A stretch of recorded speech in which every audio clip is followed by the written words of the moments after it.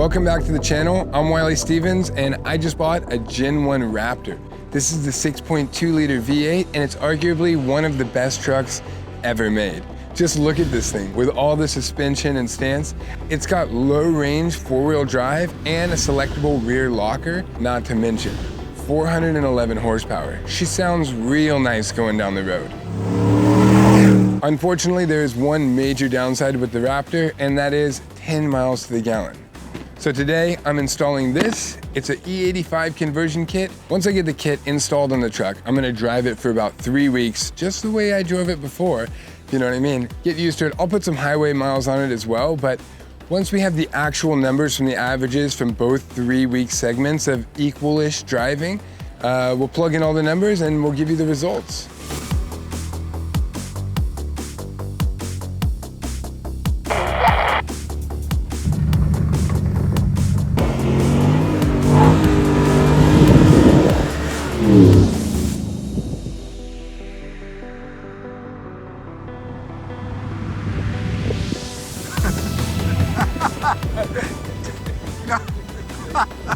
Not what I was expecting. On this episode of Driving Backwards, I'll be driving backwards. Whoa! You've never seen anything like it.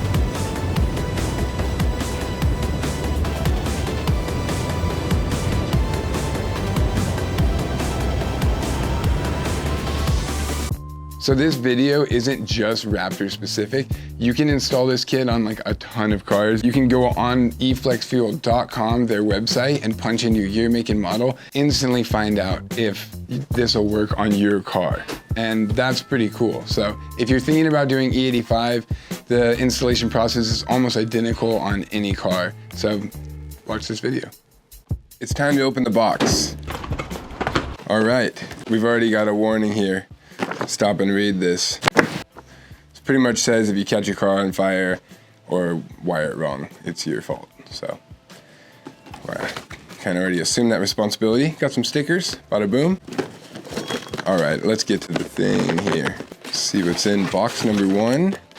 Another pamphlet. All right, this must be some instructions of sorts. All right, this looks like it plugs into your OBD2 inside the car, and that's probably how you control everything. Hopefully you just set it up. I hope this doesn't have to live in the car the whole time. That would kind of be a bummer. This looks like the actual sensor that tells the computer how much ethanol is in the mixture.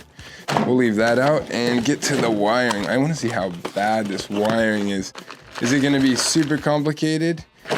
I haven't watched like an official install video. I saw a video of a guy kind of like slapping it on in time lapses, but it didn't look that bad. It looks like you have to build the connectors yourself right here that go onto your harness, which is kind of interesting. It's because there's a polarity on the injector and you have to make sure you have the right side. So let's check this out, see how much spaghetti we have to deal with today.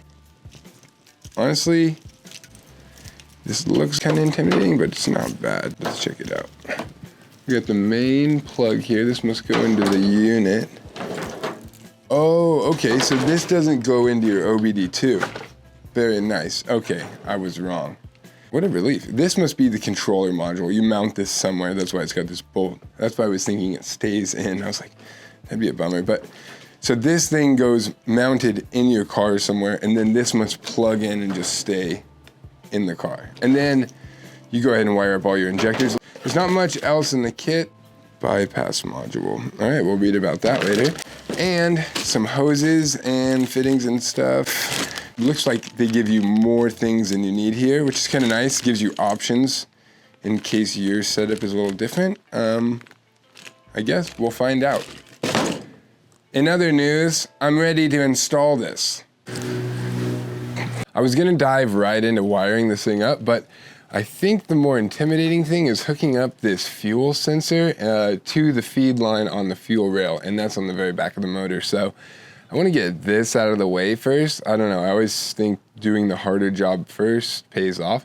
To me, this seems kind of like the harder job or the bigger mystery. I'm going all the way in. Cover me. Oh yeah, it's in there. The fuel line's got some type of quick release, looks like, on it. It's like one of those child-proof locks for toddlers, and it's working. It's working really well. There's gotta be a way you squeeze this and pull or something. Ford, please help me. Henry Ford, please help me. I need your help, Henry. Okay. So you can open this thing up with a screwdriver and then it pulls out the backside, and that's what holds that in place. So now I'm gonna pull the fuel line off. Just gonna work it back and forth. You don't want to be too rough with anything, but okay, that comes right off. I think I might be in luck. This doesn't look that bad. I was actually pretty intimidated, and so I wanted to check it out, and my fears are all relieved. I think what I can do is 90 in, 90 over, and then maybe straight piece of hose and 90 back down. And this thing will just be like laying on the side and with a little tiny straight piece of hose. I've got that quick release clip still partially in there, so I'm gonna try and push that back on to our fuel sensor here. It clipped. And then the final click on it is this guy. I'll turn it so you can see. Oh, hear that? It's got a nice sound. But okay, so I got it turned so you can see right here. If you want to open it back up, you put the screwdriver right in between there. Pop this open, push it back.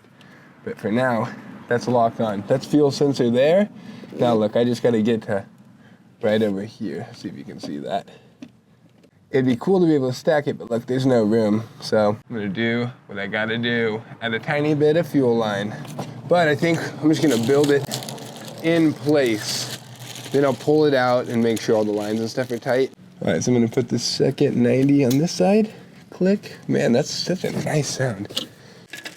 They give you a lot of stuff in here. I'm running out of 90s. Oh, I got one more 90. That's cool. All right, so luckily they give you all kinds of stuff for this. All right, check that out. That is pretty good. We just need a short piece of hose to go from here to here now. And we haven't deleted anything from factory. We've only added. There's the factory hose to factory. We're just adding this little piece here. So pretty sweet. It also has to plug in to the harness here. So maybe I'm gonna leave this for now, and I think I'm gonna figure out where the harness lays, and then I can decide how much hose I want in there later. But I think I got it figured, and now I'm not even sweating it. Okay, maybe a little. I've disconnected the negative terminal on the battery because I'm ready to actually start wiring this thing up, so I'm gonna go in. I went and looked through the instructions, and it's pretty simple. Basically, they just say, like, grab your multimeter, throw it to ohms. They want you to use the sound feature, which you can.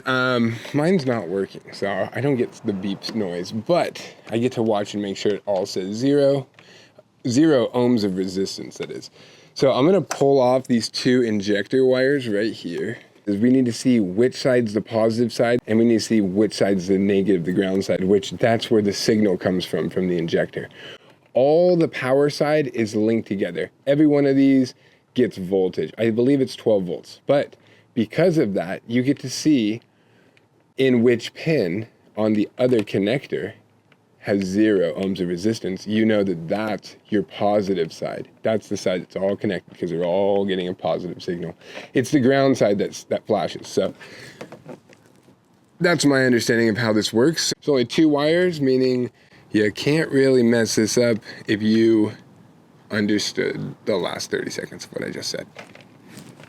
It looks like a big old mess, but really when it comes down to it, this is just one set for each one of your injectors. And this replaces the stock plug, and this is the side that you build to plug your stock plug into.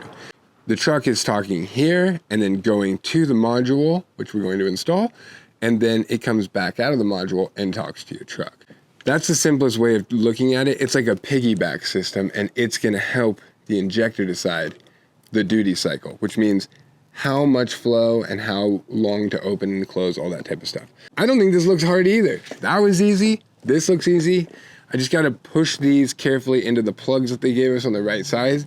But we checked polarity earlier and found our positive side is that second pin. And so now I just need to look one more time to see which side on here is our positive side. That way this matches up when we plug it in. The nice part is if you get that wrong and you plug this in and you have the module connected and you're connected to the app, supposedly, I haven't tried it yet, but supposedly it'll tell you which injector you have messed up. And wait here. Remember this thing? Okay. I wasn't sure what it was, but I did a little more reading in the instructions and they tell you. It's a bypass module, which means if you wire this thing totally wrong, like every other connector is like wrong and you don't have time to fix it that day, but you still gotta go to work. You still gotta get to work. You take this thing, you plug it in here and it bypasses this whole system and lets your truck run the way it was, as long as you have everything actually connected. But that's pretty cool. I don't know exactly how that works, but pretty sweet. I think I can build all of these connectors at once without having to go through every single injector, because I know which side it's on the first one, and that will be the same on all of them. One thing to mention is these are like a flat pin connector and they only go in one way. There's a side with two little prongs here that I'm assuming catch inside of this case somewhere. And so I'm gonna inspect it, make sure I put it in the right direction.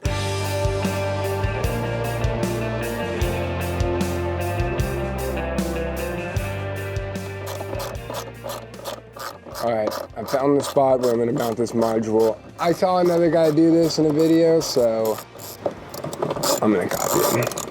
It's a nice little sweet spot, and there's already a bolt there, so look at this. It's like it was meant to be.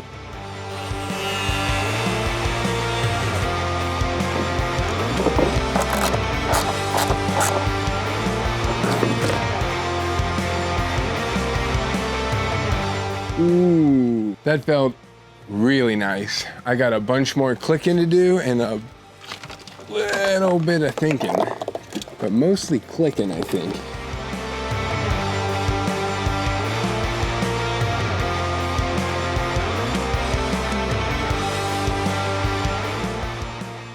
I've got everything exactly where I want, so I'm just gonna go around now, unplug the injector, plug it into the piggyback system, and plug the module into the injector. You're gonna go around and make a bunch of clicks. And this kit's gonna tuck in here pretty nicely, it looks like. I was a little worried it was gonna be like a spaghetti mess nightmare in here, but it's turning out all right, I think. Just needs a little tidy up. We need to put a little fuel line in line. We're ready for business. Honestly, I can't believe this is already over. I felt like it just began. The thing is, I like this little kit so far, and if it works the way promised, I would recommend this to anyone, because you could do this. You could do this yourself very easily. Anyone can do this. All right, clicking onto the fuel rail. Nice click. Clicking into the fuel sensor. That's a good little distance away. I think that's a nice little spot for it. Now, the last connection.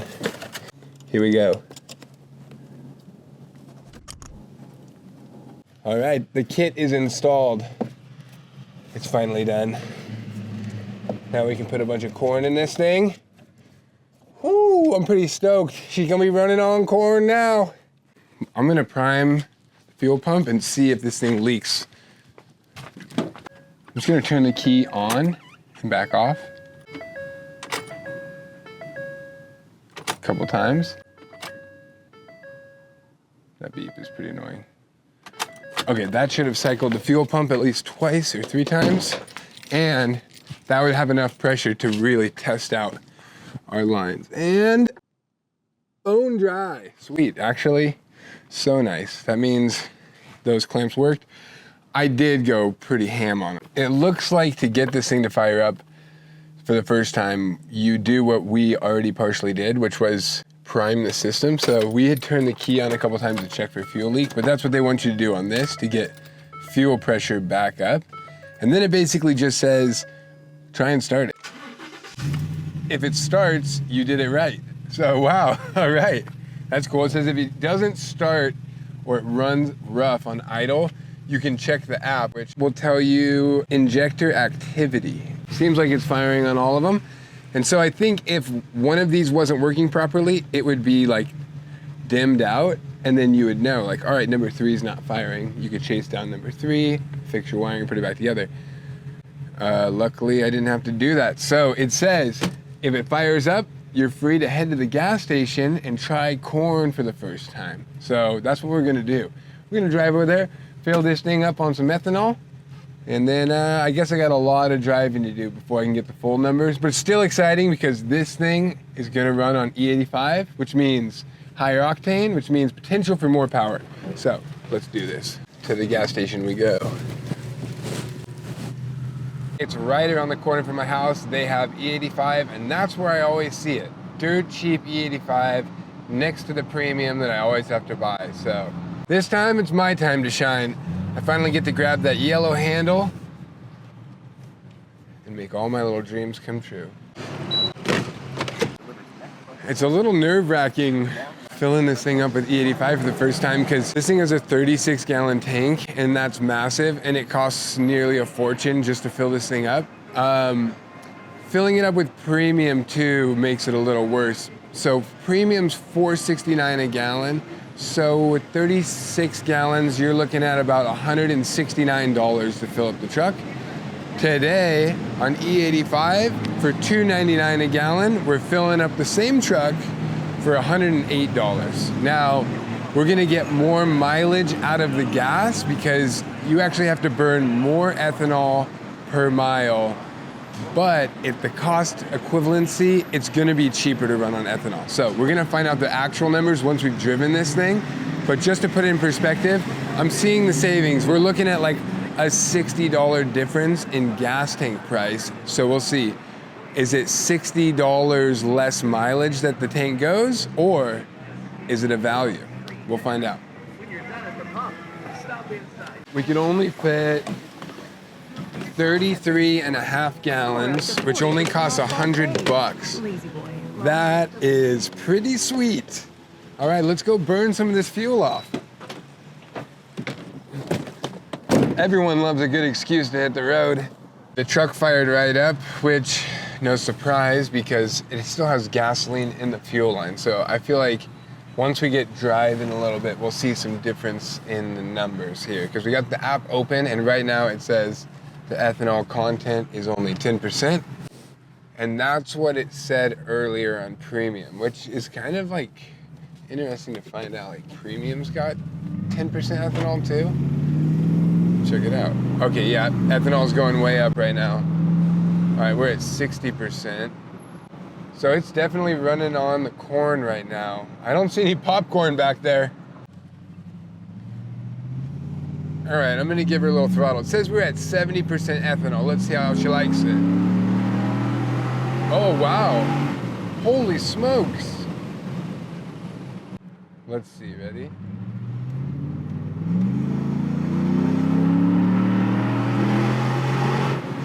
All right, I'm happy. Okay, I've driven the truck for 3 weeks now, strictly on the E85, and it definitely likes it. I did some city driving, I did some highway driving, I went to Fresno, I came back, I sat in some traffic, and here's my conclusion. Driving the Raptor on gas, it gets 11.4 miles a gallon. And for $4.69 a gallon, that costs 41 cents per mile to drive this bad boy around. On E85, it gets 9.6 miles to the gallon, and for $2.99 a gallon, that comes out to being only 31 cents per mile. So that's actually a huge savings, and the cost equivalent of that is 15 miles to the gallon if you're paying for distance to cost ratio. So the cost per mile is almost like 23%. That pretty much solves the problem with the Raptor, 10 miles to the gallon, well, 11.4, but now 15 miles to the gallon cost equivalent. So I'm completely satisfied, and I'd say that the kit was worth it. And I think I'll be driving on E85 anytime I can find it, and luckily I live right next door to a station. I hope this video helped you guys out, and we'll see you next time.